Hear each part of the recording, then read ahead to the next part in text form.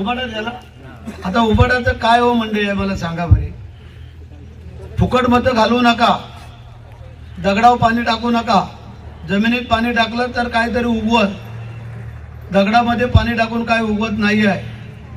आणि म्हणून आज तुम्हाला आम्ही विनंती करायला आलेलो आहे की आमच्या या रत्नाताईला थोरेला कप बशी आणि आमच्या स्वातीताई नवगुणेला धनुष्यबाण 7 तारखेला कोणी कुठलं काम न करता उबाडा झाला.